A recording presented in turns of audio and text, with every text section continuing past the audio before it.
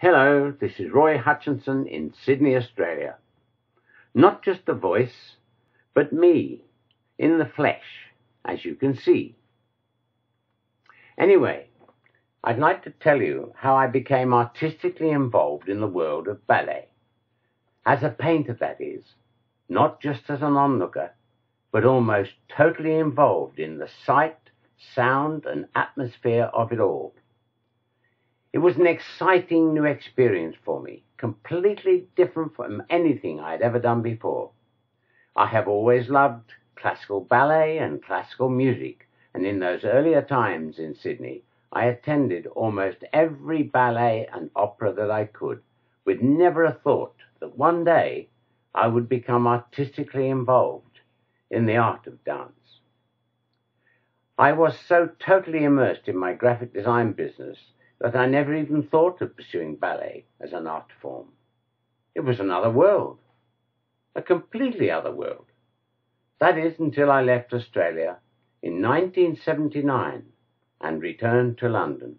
Looking around a local art gallery one day, checking out the possibilities for an exhibition, I got into conversation with the owner of the gallery, who looked through my portfolio and expressed interest in my paintings. He told me that at that time there was a lot of interest in ballet paintings, and as he had liked what I had done, in particular my ballet studies, he asked if I would be interested in producing more of them, solely for them on a regular basis, as they were also art dealers and printmakers. I was interested by his proposal to actually paint ballet rather than just watch it, to broaden my horizons in a completely new direction. Now, this was great, but where to begin? Where do I start? Fortunately, there was a ballet school very close to where I lived in Upper Wimpole Street. I went to see them and explained what I wanted and found that they were happy to allow me to sketch and photograph as long as I stayed well out of the way. It was owned and run by two rather elderly ladies, both ex-dancers, who were extremely helpful to me.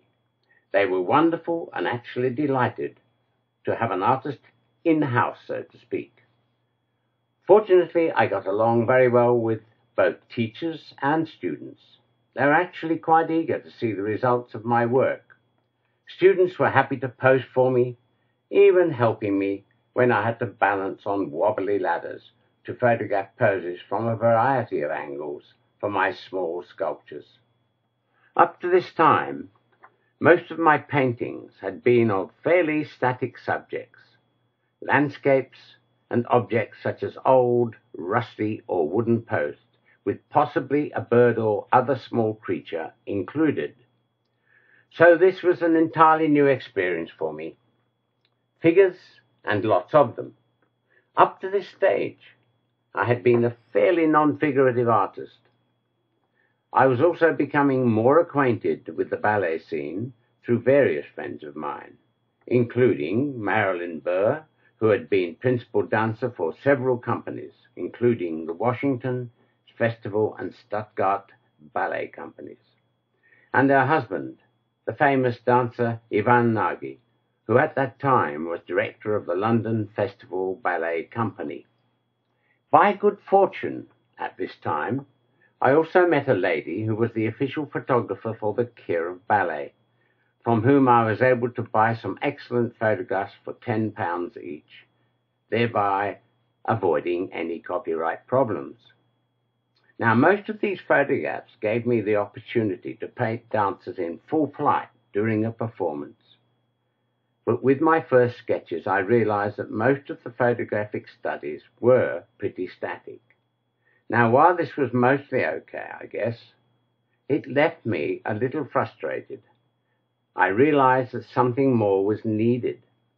How to show movement and to portray it on canvas. Obviously, a more abstract approach was needed, a leap of imagination.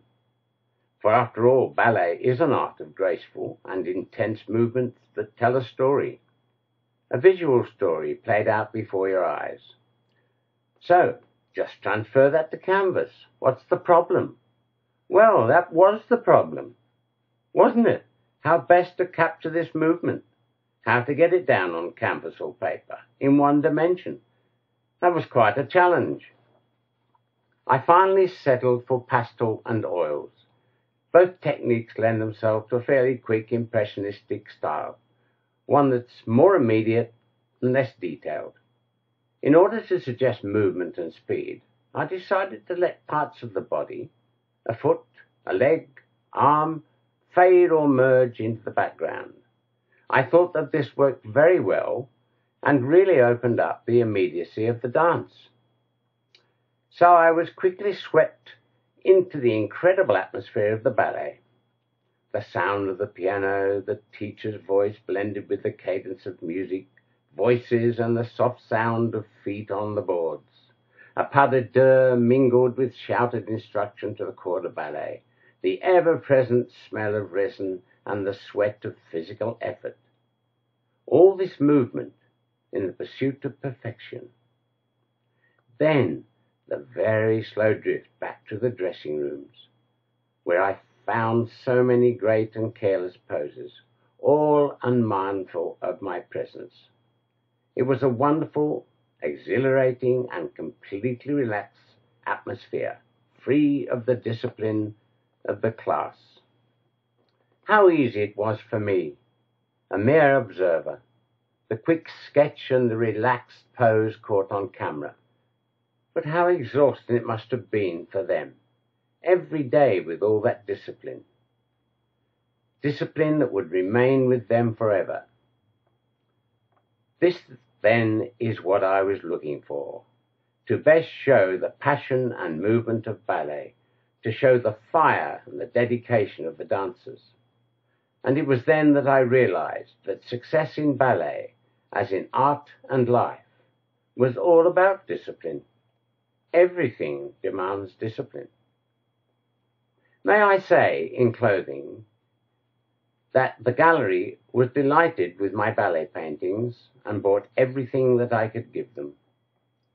I was now able to indulge myself in the painting of an art that I loved and keep the wolf from the door. My ballet period came to an abrupt end when I left London and moved to France in 1991, and on to new endeavours and challenges. As to this picture of me here in the ballet tights, well, that's another story. After all, we artists are a fickle lot. Goodbye.